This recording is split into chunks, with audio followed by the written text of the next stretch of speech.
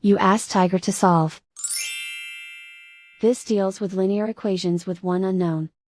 The final result is x equals -2.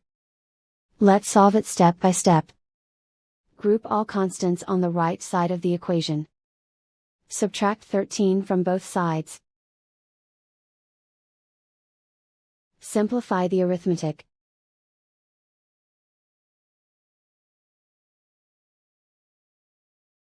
Isolate the x.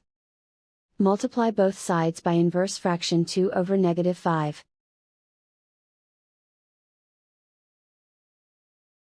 Move the negative sign from the denominator to the numerator. Group like terms. Multiply the coefficients.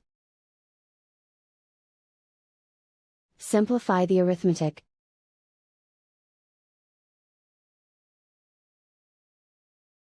Move the negative sign from the denominator to the numerator. Multiply the fractions. Simplify the arithmetic. And so the final result is x equals -2.